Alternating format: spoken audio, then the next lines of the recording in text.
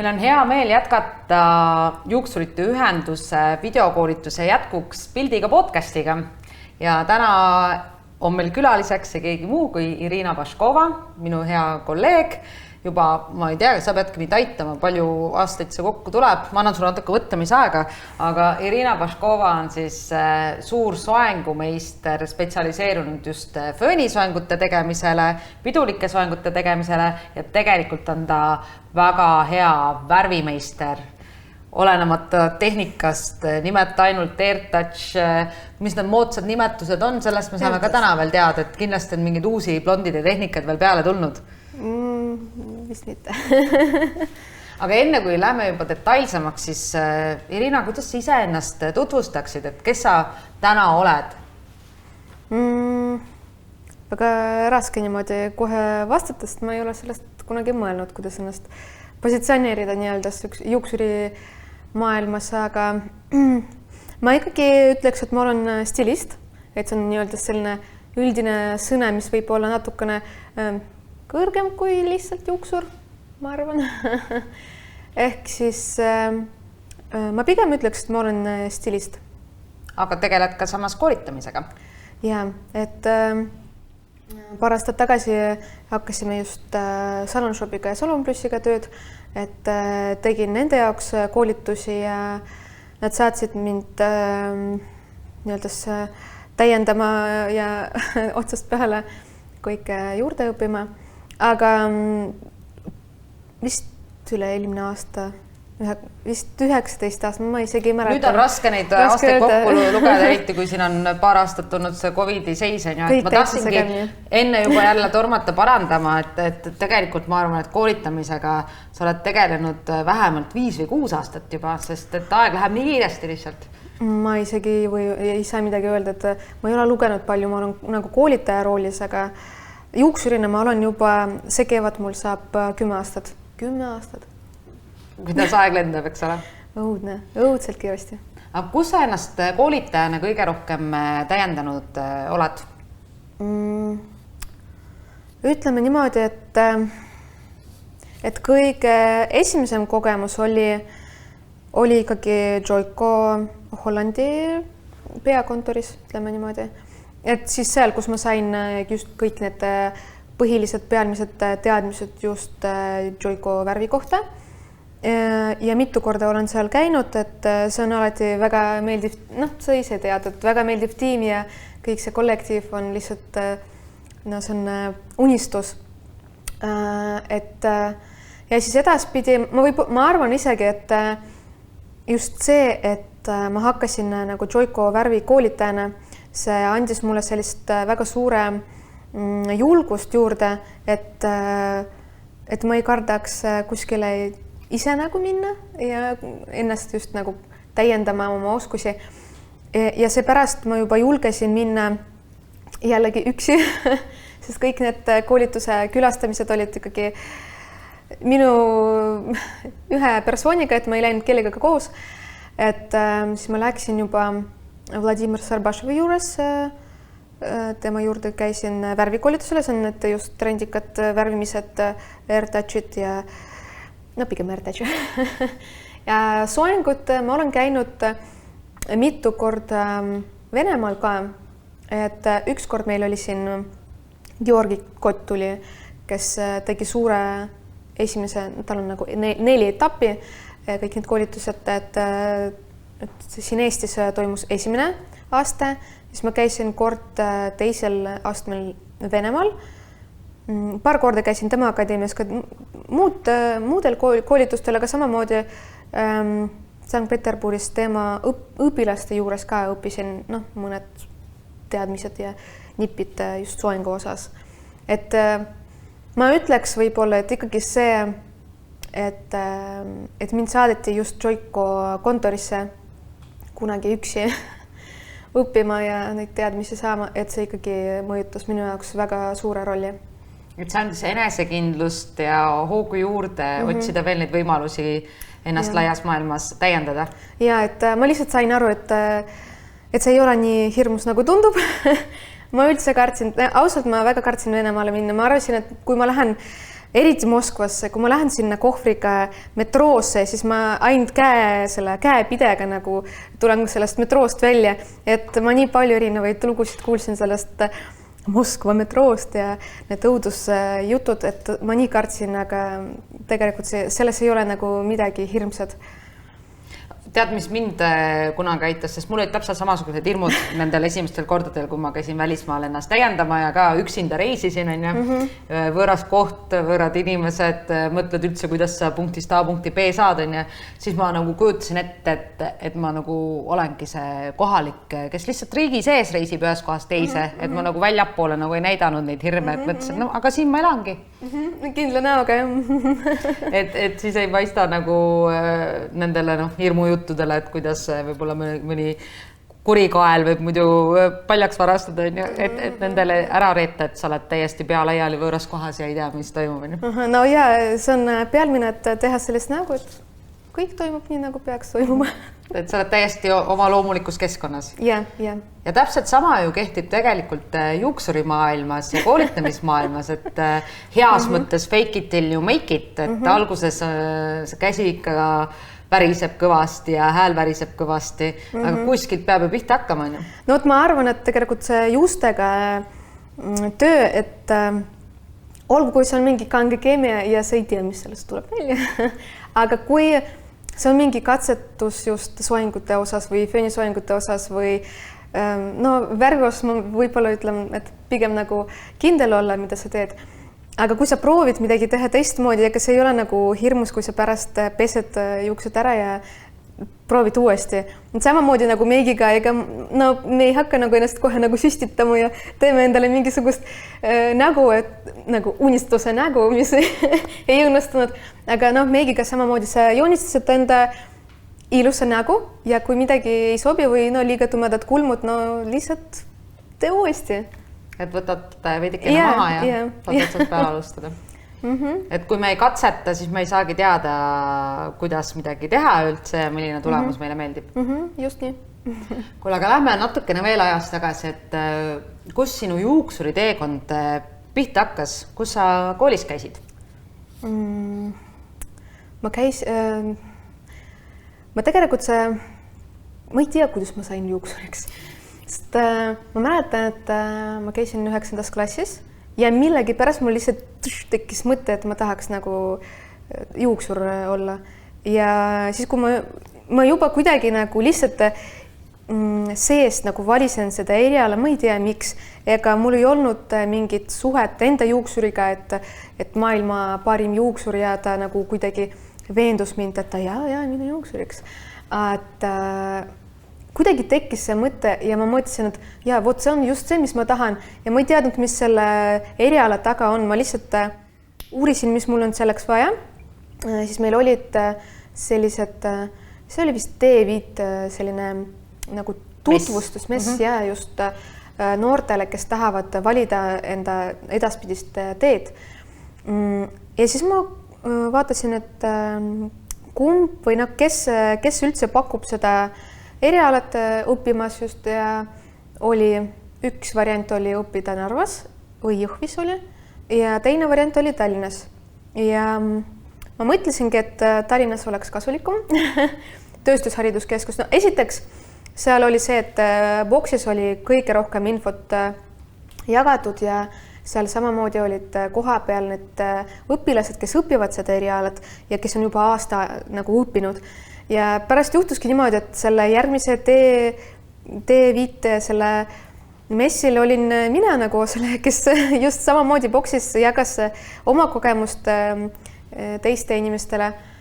Kuule, aga siinkohal ongi hea siis tervitada tööstushariduskeskust, et nad on väga hästi D5 all silma paistnud. Ja see oli tegelikult minu arust, see oli kõige parim aeg just, kui ma ennast tundsin nagu tudeng ja võt terve see elu, see oli minu arust midagi, mida ma vist enam ei saa kogeda.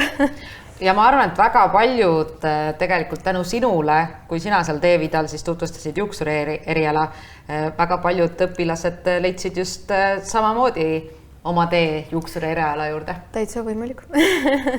Sest Nüüd ma lihtsalt mõtlen selle kohta, et mis mina võib-olla teeks teistmoodi või kas ma hakkaks nagu rohkem infot uurima oma tulevikus nagu selle eriala kohta. Ma võib-olla uuriks võib-olla isegi rohkem, aga no too hetk mul ei olnud nii palju teadmisi ja võib-olla ma arvasin, et lihtsalt saad teada kuhu, mida, millal sa tuled ja kõik. Ja mõtlesin, okei, mis eksamid, suurepärane, olgu.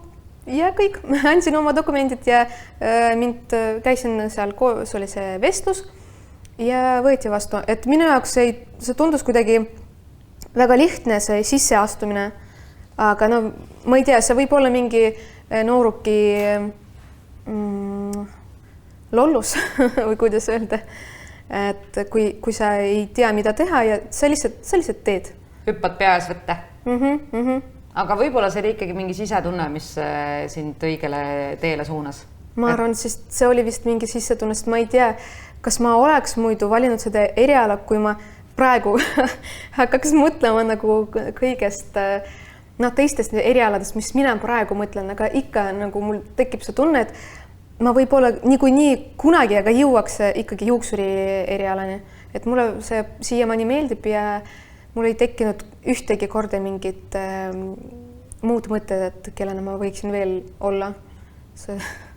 Aga mis sind on selle juuksuri eriala juures hoidnud? Tegelikult ma tahaksin enne küsida ka veel seda, et kes on olnud sinu suurimad õpetajad, et me rääkisime küll juba ka koolitustest, mis on sulle palju juurde andnud, aga ma mõtlen just nagu alustava juuksurina, et kui sa olid praktikal ja kui sa olid noorem juuksur salongis, et keda sa oma eeskujudeks pead läbi nende aastate?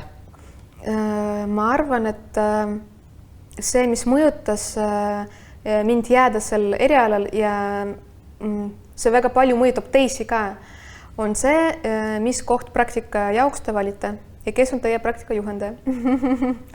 Sest ma arvan, et mul lihtsalt vedas, et ma sain Salon Plussi praktikale. Too hetk meil oli Nordecentrumis üks salong ja selle ajal, minu meelest see ei olnud kõige tugevam salong, aga sinna praktikale jõudes ma sain aru, et see on väga tore kollektiiv, kes ikkagi nagu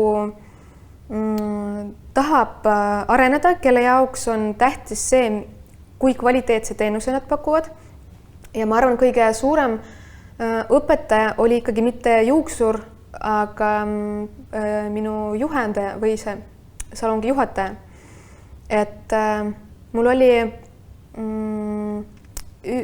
oli kolleeg, kes kogu aeg muidu mõtles seda, et kuidas hoida salongis puhtust ja ilusa kauni nii-öelda seda pilti ja see tegelikult väga palju mängib rooli, et mida ilusam salong, seda mõnusam seal viibida ja see ei tähenda, et kõik peaks just läikima ja olema nagu perfektne, aga see nagu just puhtus. Sest isegi mingid luhtrid, mis on nagu kristallidega, kui nad on kaetud suure lakikihiga või tolmuga, see ei ole nagu nii atraktiivne ja ikkagi see mängib rooli, ütleme niimoodi. Aga ka juhataja oli see inimene, kes, ma ütlen vist väikest saladust, ta mängis pokerit ja ta oli see inimene, keda kirg oli just nagu võistlus ja ta tahtis alati esimesena olla ja kuidagi nagu parem olla. Ja ma arvan, võt see energia ja see, nagu, see jõud, mis tema sees on olnud, see väga palju mõjutas ka tema juhtimise seda viisi ja just see, kuidas ta, mis lähenemine tal oli. Ta ikkagi üritas tekitada professionaalsed ja hästi toimivad kollektiivi. Nii et paraku iga juuksur peab mõtlema ka numbritest. See tähendab ka kaasamüük. See tähendab ka uue aja bronn. See on võib-olla sellised väga primitiivsed nagu näidised, aga tegelikult see väga palju mängib rolli ja kui te lähete pärast koolitustele kuskile, kus räägitakse, kuidas areneda salongi, siis kõik numbrid mängivad rolli. Ja mina sain seda tegelikult väga palju enda jaoks selgeks, et iga juuksur peab olema mitte ainult juuksur ja hea meister, aga samamoodi peab mõtlema ka numbritest. Ja vot, Kristel Piller ta nimi. Et ta siiamaani minu südames on kõige parim juhataja ja ma lihtsalt nägin, kuidas ta nagu põhjast parima salongi tiitlini nagu viis meie salongi ja minu arust see oli minu professionaalsel erial, see oli üks suurematest kogemusest ja parimatest kogemusest. Ehk siis ta andiski sulle tegelikult just sellise mõttemaailma või suhtumise pigem, õppetunni koguks eluks, et see on ka sind toedanud edasises töös pidevalt juurde õppima ja ennast täiendama. Ja ma mõtlen ka kollektiiv, et see oli tõesti väga väike kollektiiv, aga kuidagi kõik mõjutas nii hästi ja võib-olla ka, kuna ma olin noor, ma sain aru, et ma ei oska midagi ja iga kriitikat ma ei võtnud vastu väga teravalt, et nagu, mis mõttes, mina rätikut valtima? Nii, et või pesema kellegi eest kaussi? Mul ei olnud seda mõtet, et ma just vastupidi, ma tahtsin olla väga kasulik salongis, ma tahtsin ratsionaalselt kasutada enda aega, et mitte lihtsalt passida ja istuda ja oodata, millal mind õpetatakse midagi ja öeldakse, kuidas mida teha. Aga just see, et mulle öeldi seda mitte sellepärast, et mina olin praktikant, aga just sellepärast, et mul oli väga palju aega millegagi tegeleda ja minust oli kasu tol hetkel just sellest, et mingid asju salongis teha, mis oleksid tõesti tähtsad tüdrukute jaoks. Nii et ma arvan, et see kriitika vastuvõtt, ma ei tea nagu miks mul olid sellised mõtted tookord, et miks ma ei olnud nagu nii kuri või ma ei tea, või solvunud nende peale, kui nad midagi ütlesid mulle, et ma teen valesti. Aga just see kriitika vastuvõtt on ka väga tähtis. Ja just see, ma arvan ikkagi nagu see koht, kuhu sa lähed praktikale, on palju tähtsam. Kui see, kus sa õpid, et tegelikult see käibki käsikäes, eks ole, et üks täiendab teist ja ma saan aru, et siin sa tegelikult oma näitega ütledki seda, et ka praktikandid ise peaksid olema hästi uudishimulikud ja valmis nii seda kriitikat vastu võtma, kui siis ka seda, et tegelikult toetada kogu seda salongi tiimi, et kasvatada seda kultuuri edasi, et ühel hetkel, kui praktikandist on saanud juuksur, stilist, vanemstilist või koolitaja, et siis kogu see pealekasvav tiim ka üksteist kogu aeg toetaks ja siis ongi mõnus õhkkond, kus töötada ja on ka müügitulemused head, on rohkem kliente ja kellele ei meeldiks siis töötada keskkonnas, kus kõik tunnevad ennast suurepäraselt. See on kõige tähtsam, et just kõik tunneksid ennast hästi salongis. Mitte ainult juuksid, aga administraatorid ja praktikandid ja kõik see toimis nagu koos nagu kollektiiv, mitte niimoodi, et eraldi gruppidena. See on minu perfektses maailmas kuidagi, salongi maailmas. No ja seda on näha, et see on sind ka edaspidises juuksuri teekonnal saatnud, see sama suhtumine. Yeah.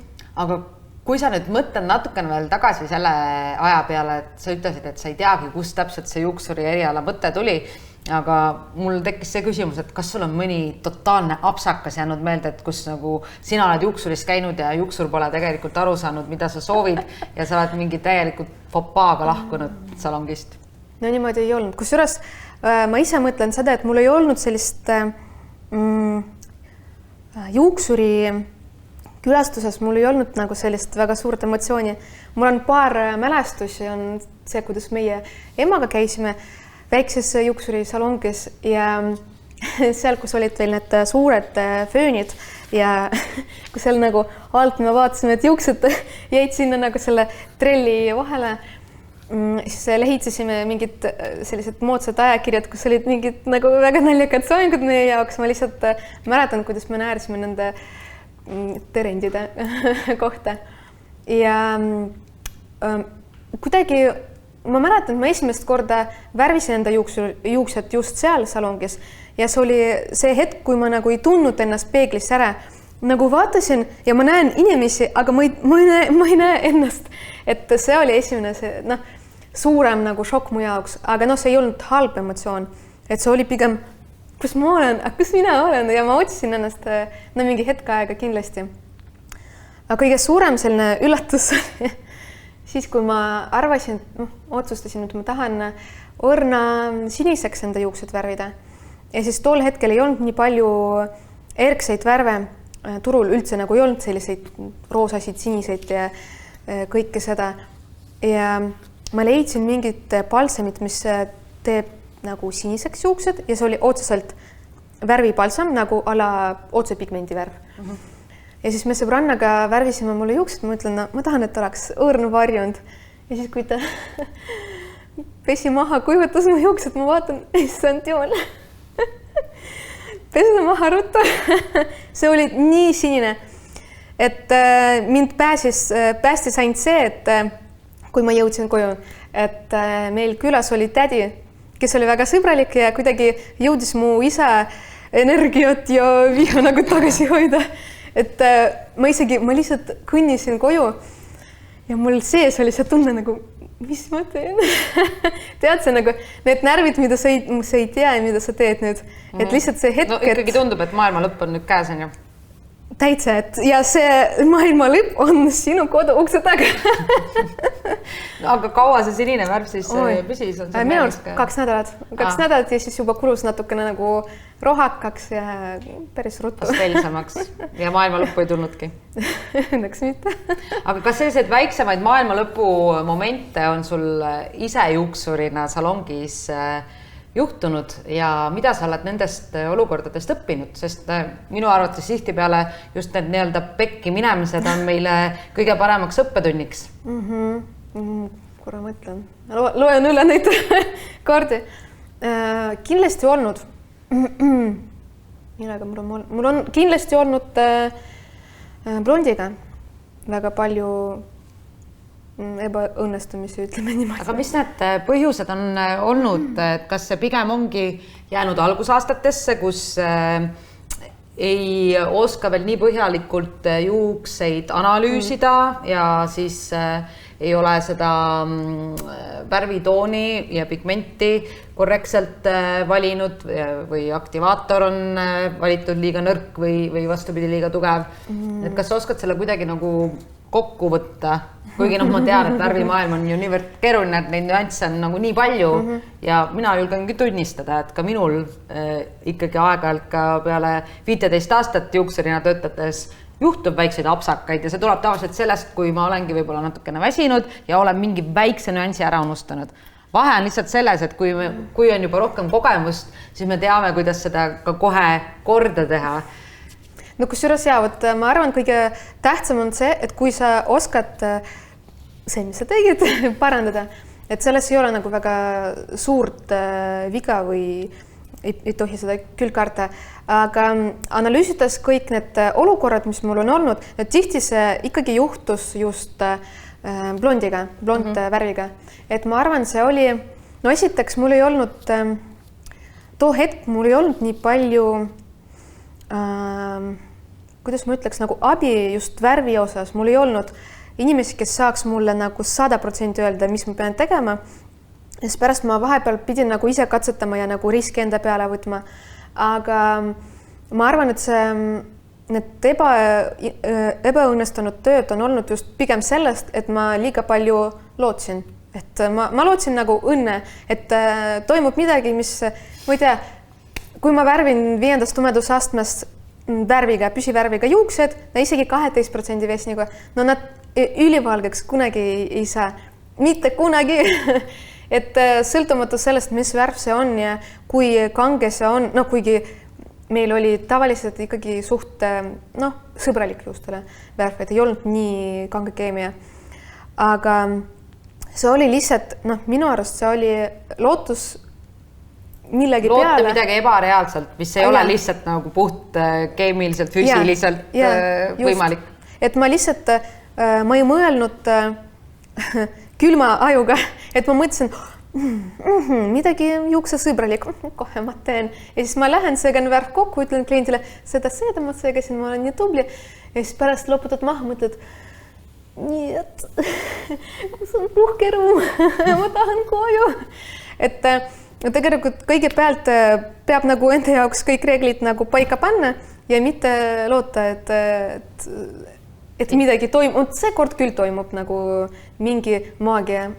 See on keemia, see on täpselt proportsioonid, kõik on nagu matemaatika. Ja kõik toimibki nii, nagu tootjad ette ütlevad, et kui see vesinik selle värviga elendab sul maksimaalselt 4 aastat, siis nii ongi. Et mingisugust ekstrat ei toimu. Kui siis ainult, nagu me teame, meile tuttava brändi puhul on olnud ka sellist värvilisandit, mis annabki siis selle 0,5 või 1 aastat juurde ja ilmselt ka teistel professionaalsetel värvisarjadel on neid värvilisandeid, mis natukene seda helendusvõimet veel suurendavad, aga jah, üldiselt need reeglid ja see info, mida bränd jagab, see vastab ka tõele ja seda tasub jälgida. Peab seda natukene, seda 0,5 tonni peab ikkagi nagu katsetama ja enda jaoks nagu selgeks panema, kui palju see natukene, sest silm võib tunduda natukene, nende värvide vahel on mingi 0,5 tonni vahed. Siin on toon või 2 tonni ja võt see natukene, see on alati väga libite, on ju? On. Kas või alustava juuksurina ja mida ma arvan, nii sina kui mina värviteooriat edasi andes räägime, et ongi see oma naturaalse tumedusastme määramine. Et kui me ei ole kindlad, et kas see nüüd on 6 või 7 aste, siis on alati turvalisem ikkagi võtta see tumedam aste, sest et siis me tõenäoliselt ikkagi jõuame selle soovitud heledusastmeni, sest me valime ka reaalselt toimivad värvisegud, mis seda helendust pakuvad, mitte ei otsi ka seda imet, et aga võtame ikkagi nagu kraadi võrra õrnema segu, et äkki ta ikkagi jõuab sellesse astmesse. Kusjuures minu arust kõige õigem viis just seda naturaalset tooni tuvastada on see, kui sa võtad tutid ja vaatad nagu kõrvale, sest nii palju neid, kuidas nagu optical illusions ja kui sa vaatad nagu ja arvad, et blondi kõrval, ma ei tea, näiteks kui me vaatame näiteks seda ajakirja blondi kõrval, see tundub, nii süsimust, aga kui ma panen selle süsimuste kõrvale mingid pruunikad, tegelikult see ei ole võib-olla süsimust, võib-olla ta on tume pruun. Et lihtsalt see kontrast, mis tihti tekib eriti blondiga, see isegi kui kliendil on 8 tumedusaste, enda loomulik just, nagu mul näiteks. Ma kogu aeg arvasin, et kui ma täitsa blondiks värvisin nagu Total Blonde, ma arvasin, et issand jumal, millal ma jõudsin nagu nii tumedaks muutuda. Mul ei ole kunagi olnud nii tumedad juuksed. Siis kui nad kasvasid pikemaks, nagu enda loomuliku värvi kasvatasin välja, vaatan, ma ei ole nii tume. Sest see on nagu tõesti meie see silm nagu petab meid. Et see on jah, praegu väga hea näide, et samamoodi tekibki siis ka selle väljakasvuga, nagu sa juba välja tõid ka, et kui mul on ikka blondeeritud juus ja siis tuleb see 8. astme väljakasv sealt, siis see tundub ikka üsna nagu mustvalge. Ja, samamoodi kui hall tuleb, puhas hall, sa näed hallid naturaalsed ja ükskõik kui tumedad on naturaalsed juuksed, nad alati kõrvuti selle blondiga tunduvad süsimustad. Alati ju. Või vastupidi, issand, nii klaar, puhas blond, kast välja, kollane. I still see yellow. Kuule, aga kas see, et sul on olnud blondidega nii palju selliseid väikseid nagu õppetunde läbi aastate, kas see võib olla üks peamisi põhjusi, miks sa oled just blondide tehnikatel ennast ka pühendunud ja ennast sel alal täiendanud? Ma arvan, võib-olla jah. Lihtsalt ebaõnnestumisega on see, et võib mingi viga teha, aga kui sa sellest veast ei õpi või kui sa ei hakka analüüsima seda olukorda, sa ei jõua kuskile edasi või on ka mul klassiõed, klassivened, kes on juuksuriks ka õppinud, kes ühe korra teenindavad kedagi, võib-olla klient, kes ise oli nagu nii halvas seisundis ja ma ei tea, et ta nagu lihtsalt tahab sind talandada ja nagu trampida nagu maasse, et lihtsalt nagu halb kogemus ja nad kohe ütlesid, ei, enam juuksrina ei tööta, see ei ole minu, ma ei taha. Ja võt see tugev emotsioon, see annabki nagu seda, jagab elu pooleks, et kas sa nagu lähed edasi ja jätkad ja proovid veel kord. Otsid lahendusi või tõstad käed üles ja annad alla? Või sa põgened. Kuskile absoluutselt vastassuunas. Ja need on väga sellised inimlikud reaktsioonid ja siis meil on tõesti see valikuvõimalus, kas siis joosta ja põgeneda või siis leida võimalusel lahendusi või muuta ka seda suhtumist, et kuidas me ise seda vaatame. Jah, väga palju sõltub suhtumisest ja ma isegi mõtlen see, et ma siiamaani teen mingit, no mitte ebaõnnestumist, okei, ma võib-olla lihtsalt kliendi ootusele minu nagu see lõpptulemus, mis ma teen, võib-olla ei vasta ja ma tegelikult väga rahulikult, nüüd juba nii palju ebaõnnestumist saamas, ma juba tean, et ei ole hullu, kui ma kutsun kliendid tagasi, ütlen, korraks nagu äkki toonime lihtsalt nagu ma segan teine tooni, et selles ei ole midagi või öelda, et teate, mul ikka tundub, et see ei ole see.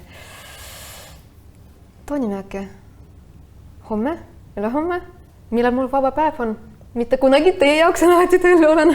Ja siis lihtsalt nagu pakkuda kliendile mingisugust lahendust, vähe triipe panid, no mitte vait olla, aga lihtsalt öelda, et mul tundub, et vist ei ole väga päris rahul, et äkki teeme natukene korda, paar foolimit siia ja siis juba teistmoodi.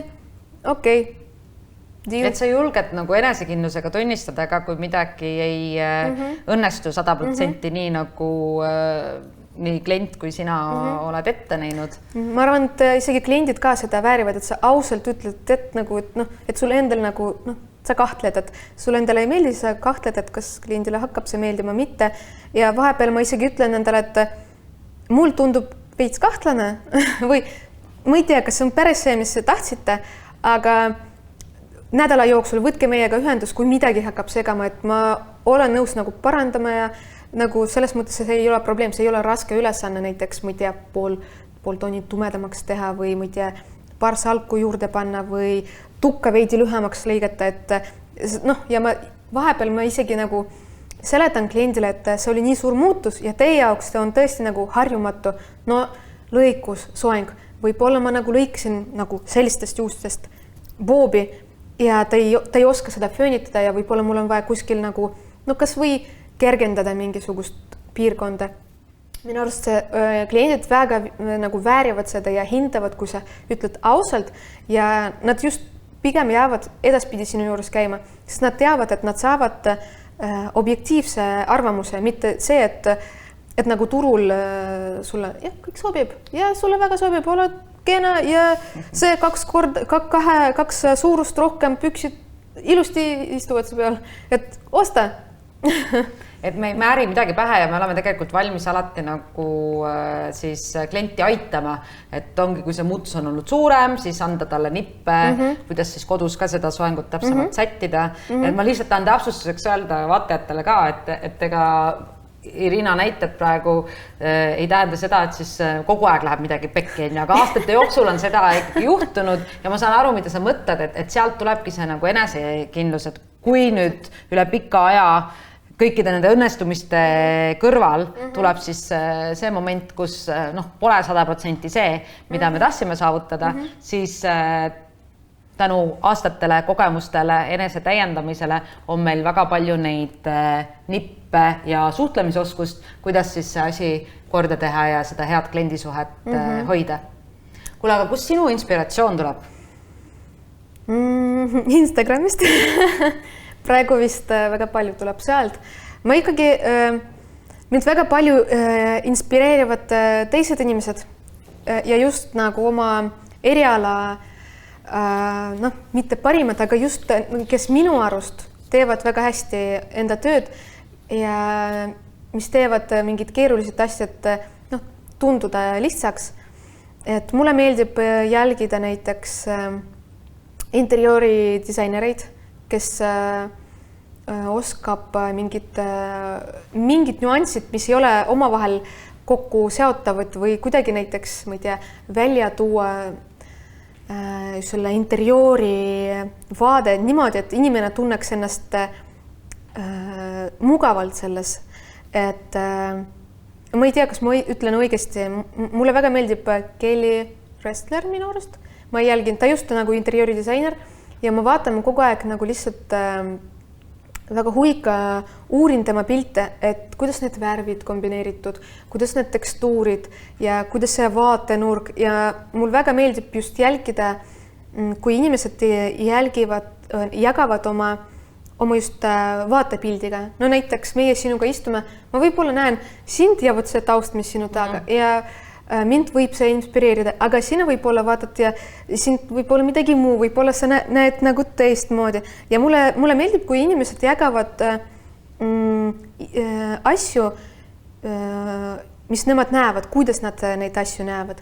Ja no muidugi nagu teised juuksurid ja kolleegid, mingi suhtumine nagu inimestesse, et väga palju, kus saab inspiratsiooni saada. Ja, aga kuidas me saame sinul silma peal hoida? Sinult inspiratsiooni ammutada? Sest ma tean, et sa tihtipeale jagad tegelikult neid postitusi ka, mis sind inspireerivad, nii et olekski kasulik sind jälgima hakata ja siis me juba saame ka nendest sisekujundajat profiilidest aimu, keda sina jälgid? Võib kindlasti kõige aktiivsem account on mul Instagramis Irina Hair Project või Irina Paškova S-katusega. Et viimasel ajal ma ei ole väga aktiivne, aga üldiselt jah, mulle meeldib ka samamoodi jagada oma just seda vaatenurka ja silma, et mis mulle meeldib või mis mind inspireerib ja lihtsalt nagu jagada mingisuguseid võib-olla vahepeal kasulikud või mitte kasulikud asju, aga see ongi nagu see nimi Hair Project, nagu, et juustega seotud, see on minu nagu projekt, et võib-olla ma ei tegele sellega kogu eluga, noh, praegu see on see, mis ma tunnen ja kuidas ma selle maailmaga kokku puutun, on just läbi juuste ja minu töö, minu arust see on just õige koht, kuhu ma jõudsin, et see eriala täitsa mulle sobib minu arust. Et seal sa siis jagadki kõike seda, mis sind inspireerib ja siis inspireerid oma tegemistega ka teisi. Aga kuidas saab sinu juurde tulla õppima, et mis koolitusi sa läbi viid ja kuidas selle kohta infot saab?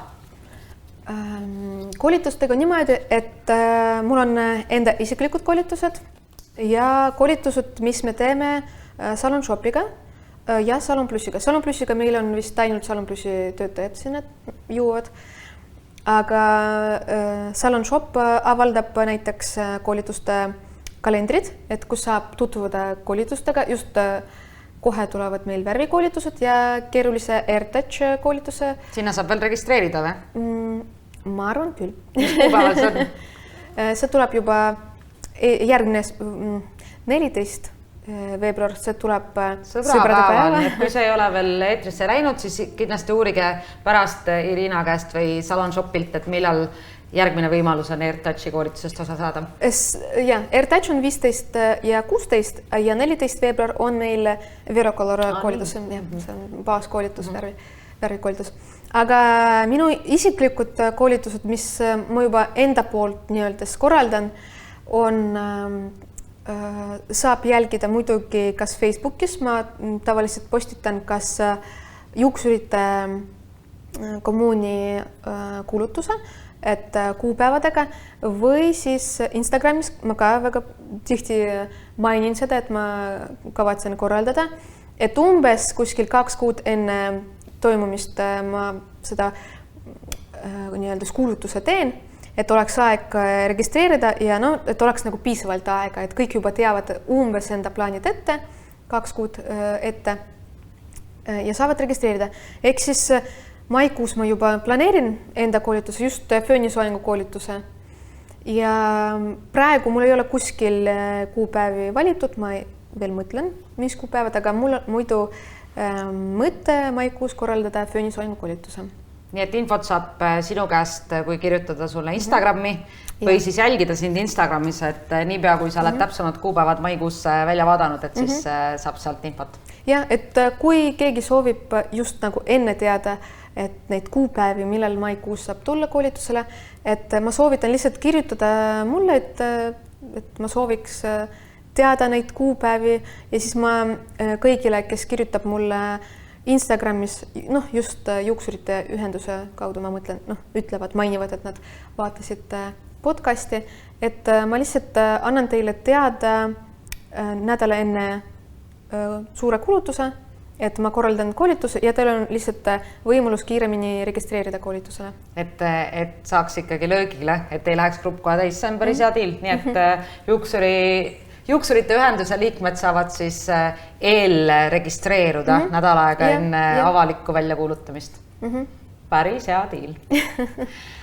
Kuule, aga Irina, sinuga on olnud väga meeldiv vestelda, on tore olnud näha sinu soengunippe ja kahtlemata ma tean, et Fööni soengu koolitusel saab neid kuhjaga, nii et soovitan teil kindlasti registreerida ja võib-olla seal osaleda. Aga lõpetuseks ma tean, et see juuksuritöö, mida sa igapäevaselt salongis teed, et no nagu me kõik teeme, et see on ju füüsiliselt ja vaimselt päris väsitav, et võib-olla siia lõppu olekski üks hea soovitus jagada kolleegidele, et kuidas oma akusid laadida? Mis on parim puhkus? Parim puhkus? Ma arvan, isegi asi on mitte selles, et mis on parim puhkus, aga millal on õige puhkus, et ikkagi peab endale lubama puhata ja õigel ajal võtta puhkused, mitte venitada liiga pikalt ja no muidugi talvehooajal D-vitamiini juua, seda väga palju mõjutab meie olekule ja emotsioonile. Et ja uni, kõige parim ikkagi on uni. Nii et paneme oma magamise rütmi kõik korda ja teeme rõõmuga oma tööd edasi ja kohtume koolitustel. Kohtume. Aitäh sulle, Irina. Aitäh.